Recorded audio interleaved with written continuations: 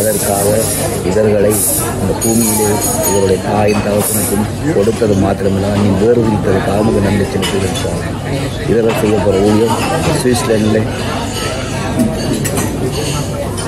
பெரிதாக இருக்க போகிறவரையாக நன்றி செலுத்துகிறோம்.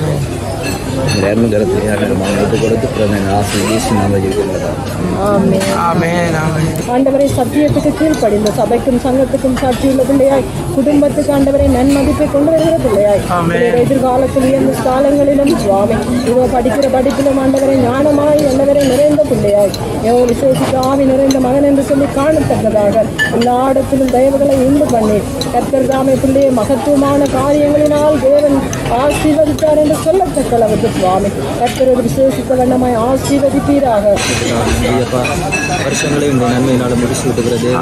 கடந்த ஆண்டுகள் எல்லாம் நீங்கள் கண்மணி போல பாதுகாத்து எல்லா தேவைகளையும் சந்தித்து ஆண்டவரே கிறிஸ்து இயேசுவுக்குள்ள எல்லா குறைகளையும் நிறைவாக்கி இந்த புதிய வருஷத்தை காண செய்திருக்கிறதுக்காக நன்றி செலுத்துகிறேன். இந்த புதிய வருஷத்தில் அநேக புதிய நன்மைகள் காணும்படியாக நீங்கள் செய்ய போகிறபடியாக உங்களுக்கு நன்றி செலுத்துகிறேன்.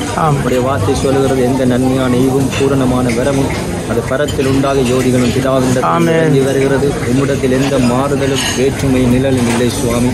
உண்மை நோக்கி கூப்பிடுகிற பொழுது நீ செவி கொடுத்து எல்லாவற்றுக்கும் ஆண்டவரை மாறு உத்தரவு கொடுக்கிற நல்ல ஆண்டவரை தெய்வமாக கொண்டுகிற இந்த பிள்ளையுடைய வாழ்க்கையில தேவன் இன்னும் அநேக நன்மைகளை நீ செய்ய போறபடியால் உங்களுக்கு நன்றி செலுத்துகிறேன். கூடிய பாதையில் பயன்படுத்துங்க. தேவனுடைய திட்டமும் தேவனுடைய நோக்கமும் இவரை கொண்டு ஆண்டவரை நீ கொடுத்த தரிசனங்கள் வாக்கு தத்தங்கள் எல்லாவற்றையும் ஏற்ற நேரத்தில் கண்கள் காணும்படி நிறைவேற்ற போறபடியால் உங்களுக்கு நன்றி செலுத்துகிறோம். நல்ல ஞானத்தை கொடுங்க ஆண்டவரே.